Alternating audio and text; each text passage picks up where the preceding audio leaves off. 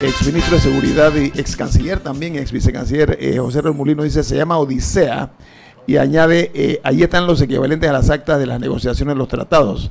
La Odisea de Panamá por William Jordan, un libro de historia obligatorio, dice Mulino, que fue adversario de Torrijos, hay que decirlo. Y esto así es como deben ser las cosas. Tus adversarios tú no les puedes negar los créditos, los méritos. Estoy de acuerdo con eso, doctor. Sí, pero ese no es el libro que estamos hablando. Es Crisis, ¿no? Crisis. O sea, es que son dos. Ahí, y los nombres son parecidos. William Jordan, con E, fue el embajador de Estados Unidos en Panamá durante las negociaciones, y él escribió un libro que se titula La Odisea de Panamá. Ese es uno. Es el que dice ese es el al que se refiere y al que me refiero yo también. Pero el otro es las memorias de Hamilton Jordan, que era el jefe de Chief of Staff, el ministro de la presidencia de Carter. Y él escribió también y fue muy amigo de Torrijos, pero es otra versión. La Odisea de Panamá tiene mucho más detalle, porque es casi una bitácora de todo lo que pasó en las negociaciones. Y él estaba aquí en Panamá. Y él vivía aquí. Embajador, ¿no? Sí. ¿Tú ibas a decir algo de la historia de Panamá antes de entrar con Rubén? No, yo voy con un dato histórico. Falleció ayer Héctor Peñalba, un gran educador. ¿Cómo no? Fue viceministro de Educación. Claro. Hombre valioso. Fue mi profesor y fue un hombre que me marcó a mí, me dejó huellas, y fue profesor de Medio Panamá. Sí. Y un político de estirpe. Y o sea, quien murió en Murgas, que lo vamos a echar de menos porque fue un hombre que es parte de nuestra historia. Wilfy Jiménez, sí, el hombre que mediante caricaturas editorializó muchas de las situaciones de este país. Y inventó las piletas de las garzas desde 1968, y usaba las piletas para burlarse del poder. Del poder militar. Sí, pero desde antes. No, sí, pero porque eso fue desde el 68. Pero en el momento que él también lo hizo. ¿Tú ibas a decir algo de que tú los libros en Colombia, qué cosa? No, lo que quería comentar, que si quieres saber pero historia de Panamá, para ti. Sí, cómo no, yo estoy aquí, no me he ido. En el tema de historia de Panamá, desafortunadamente los mejores libros de historia yo los he encontrado en la parte de la separación de Panamá de Colombia, es en Colombia, con autores como Leclerc, en donde te comentan cosas, por ejemplo, que Belisario Porras no asume la nacionalidad panameña hasta 12 años después de nuestra separación, por no estar de acuerdo de la manera que se había hecho. Entonces son cosas que nosotros no conocemos, e incluso el papel de los representantes de Panamá en el Congreso, una cosa bastante complicada en su momento. Pero hasta ahí lo iba a dejar, me iban a hacer dos preguntas. Bueno, una por una, son Murgas. Por favor. Dos preguntas. Mira, sí. Ahora que yo veo que muere Héctor Peñalba, que fue mi profesor, y personas increíbles. La gran pregunta que yo me hago, porque yo veo que todos los días le echamos la culpa que no hay gimnasio, que no hay piscina en las escuelas. Para darte una idea, en 1900, yo me gradué en el 67, y en el 69, 70, hubo un desastre, que unos muchachos, y murieron 2 compañeros míos que se habían graduado, ahogados. Y Torrijos eso lo golpeó y mandó a hacer una piscina en la normal para decirle, bueno, hay que enseñarle a nadar al que va a ser maestro de escuela, porque todos van para los campos. Y como Torrijos conocía eso bien, porque había sido hijo de maestros de escuela, que los había acompañado a los campos de Veragua. La pregunta que yo me hago, Nivia Roxana, es que estamos graduando, para que tengamos una idea nada más, 200 abogados al mes. Y 200 abogados, malos abogados, en Panamá lo estamos tirando algunos. A la calle. La Facultad de Derecho de la Universidad Nacional los prepara muy bien, Rubén. No, sí, pero la USMA también. Pero hay universidades que ya se han pasado.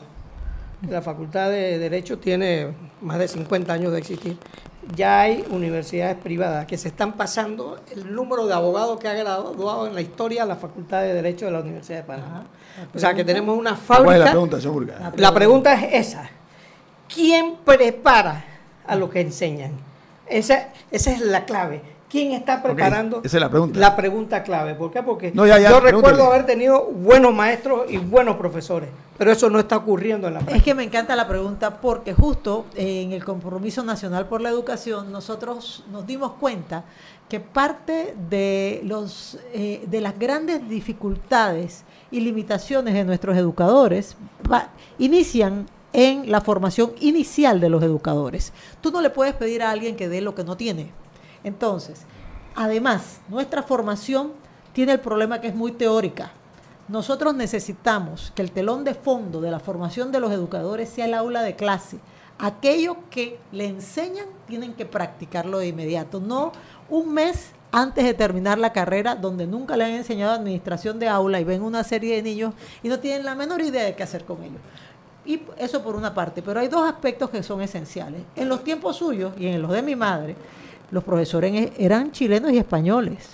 Tenían gente de un altísimo nivel.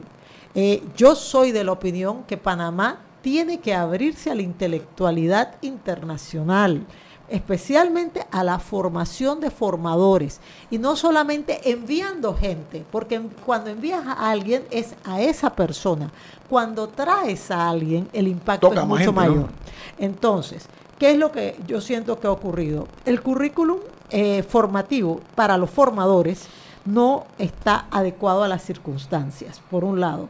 No hay una rigurosidad disciplinar. ¿En qué sentido lo digo? Si usted ve el concurso de excelencia educativa, ¿por qué y cómo es posible que haya disminuido los puntajes con los ítems ancla, que son los ítems que venían de la prueba de 2016, se repiten en 2018, en matemática, en lenguaje, y hubo ciertas mejoras en ciencias, pero cuando usted ve eso no te preguntes por qué el chiquillo no lo sabe, pregúntate por qué el maestro no lo pudo enseñar. Entonces, son cosas que todos sabemos, porque cuando usted ve las pruebas de admisión en la Universidad de Panamá, ¿dónde fallan los muchachos? En las 6 operaciones básicas que se dan en primaria. Entonces, es tan evidente, si la información la tiene la universidad, que tienen que cambiar la parte disciplinar, que tiene que ser rigurosa, con los aspirantes a ser educadores, y debe haber prueba de ingreso y de egreso también, que eso se propone en el compromiso, dicho sea de paso, y al mismo tiempo la parte metodológica y estratégica. O sea que, Nivia, yo creo que parte del problema aquí es que los padres tienen que aprender y los gobiernos tienen también que tomar conciencia de que la educación abre horizontes y unas oportunidades infinitas al estudiante para que pueda mejorar su condición de vida. O sea, que no se ha tomado conciencia de eso y no se le ha dado la importancia o la rigurosidad en cuanto al pensum académico en muchas ocasiones. No solamente eso, nosotros desde hace mucho tiempo pedimos que se haga obligatorio todos los niveles preuniversitarios. ¿Por qué? El panameño tiene 9.5 años de escolaridad promedio, pero los más pobres tienen solamente 5 años de escolaridad y el 10% más rico tiene 14 años de escolaridad. Hay una correlación directa entre años de escolaridad y capacidad de crear ingresos. Se supone, y ha sido calculado, que es un 9% por cada año de escolaridad que mejora tu capacidad de generar ingresos y de inserción y movilidad económica y social. Entonces, ¿qué estamos haciendo? Lo primero que tenemos que hacer es que los muchachos se tienen que quedar en la escuela. Tenemos que hacer lo imposible porque no haya ninis. Tenemos que hacer lo imposible por reinsertar a aquellos que han salido. Y eso es parte de lo que hemos acordado justo en el documento que se consensuó con los 8 sectores. ¿Qué haríamos nosotros, de tu perspectiva, que eres experta en el tema, en lograr que los muchachos se queden en la escuela y que no se vayan? Primero que todo, tiene que ser divertido. Nadie sí, va que no son castigos, que no son castigos. Yo, la verdad es que yo creo que la escuela debe ser una aventura. Aprender debe ser un reto y una alegría. Para mejorar la condición de vida. Yo creo que no han tomado conciencia. No, todavía. Pero más allá de eso, es que tú eres... Yo siento que el ser humano no tiene límites. Yo siento que en cualquier lugar de este país podemos encontrar a las personas que nos van a guiar, van a ser nuestros líderes en cualquier ámbito. Entonces, yo creo que el derecho a aprender es un derecho inalienable, es un derecho habilitante. Es humano, un derecho humano. Derecho habilitante. ¿Estarías de acuerdo con la construcción de más internados? Porque por supuesto, es una fuente para... No solamente de más internados. Yo lo que quisiera es ver una comunidad educativa y una sociedad que esté pendiente de las escuelas. Porque nos quedamos tan cortos que decimos, hay un problema de inseguridad. Estamos hablando de eso. Hay un problema de salario básico y de ingreso. La gente anda molesta porque pierden los empleos. Señores, todo eso es vinculado a educación. Ni siquiera se hace la vinculación al tema formativo. Y eso es un error. Porque Panamá es un país que está destinado a crecer y mucho. Panamá, y estábamos juntos ese día, cuando se hizo la presentación por parte de Indesa, Panamá ya es un país de alto ingreso y el reto es cómo conservarlo como país de alto ingreso. Y nos hablaban de 3 conceptos esenciales. Uno, que tiene que ver con la inserción de la mujer en la economía. Se piensa que puede crecer de 5 a 34% del Producto Interno Bruto de un país si lo haces, que no lo estamos haciendo. 2, esencial, lograr que haya más formalidad en el mundo laboral, que eso también tiene que ver con educación, porque quien está en una esquina es probablemente una persona que no tiene el perfil para poder entrar a un trabajo formal. Y lo tercero es un incremento en el concepto de productividad, y productividad tiene que ver con recursos humanos, con recursos tecnológicos y con bienes de capital. Pero que dice Rubén, la Normal de Santiago tenía su internado, y de ahí se generaron grandes personalidades de personas que, bueno, Rubén es uno, Rubén es producto de eso. ¿Cuál es la ventaja? Vamos a hablar de eso porque esa figura, creo, me corregirán ustedes, sobre todo tú que eres la experta, esa figura casi no se practica en Panamá de los internados, ¿verdad? Hablo de internados en el interior de la República, los muchachos que venían de allá del Panamá adentro y los que no también tenían la oportunidad de permanecer en el plantel. De eso se trata, Rubén, ¿no?